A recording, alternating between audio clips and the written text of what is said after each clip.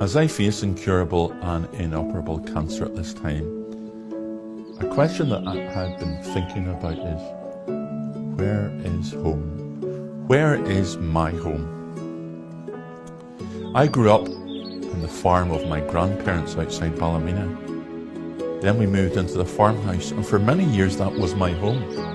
The place where I belonged, the place of special memories, the place of love and laughter.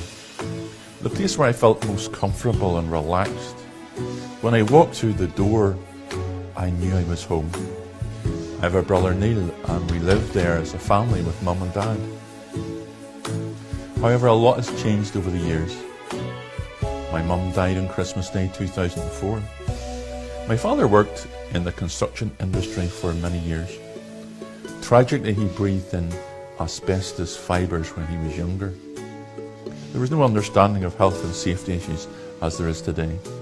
Then later in life he took asbestosis and died on the 12th of December 2016. Now when I look around the family home, what do I see? I see a building. In many ways it's just a cold building, an empty house. Yes, there are bricks and mortar. Yes, there are walls. Yes, there's a tiled roof. But it's a house. It's not our home. It's not my home. I don't belong here anymore. My heart isn't here anymore. Yes, I will always have cherished memories. But this is not my home. When I was married on the 23rd of July 2013, I moved to live in Newton Abbey with Karen. It was our first home together. We have lovely memories, happy memories together at Ashford Lodge. However, today someone else is living in the house. It's no longer our home. Now we live in the Church Manse outside Clough, County Down. Our address is on the Drumcall Road. This is the home that we've been living in since the 13th of June 2015. We both love living here. There's a field at the front of the house with sheep on it. We're at home here in the countryside. Yet, is this really my home? In John's Gospel chapter 14, the Lord Jesus is talking to his disciples. He said, "In my Father's house are many mansions."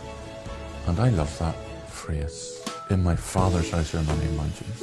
And you just picture a glorious place, a place of permanence.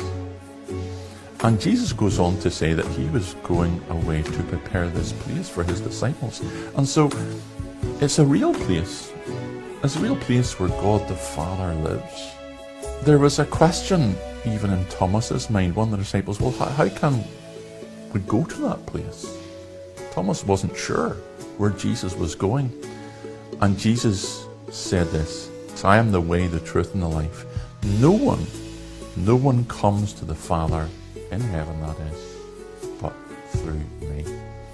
And so Jesus explained clearly that heaven is a prepared place for a prepared people.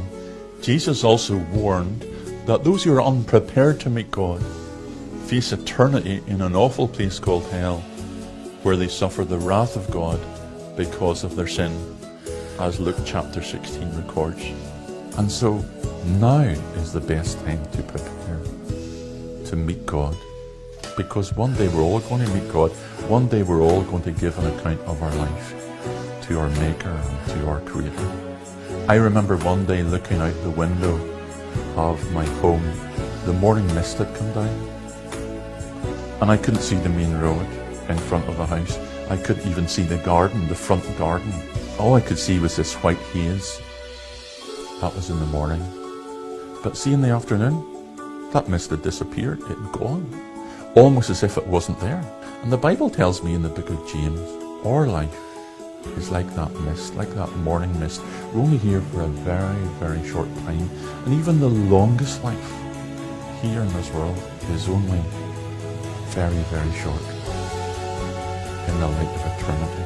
I realize that all the places I've lived in this world are only temporary.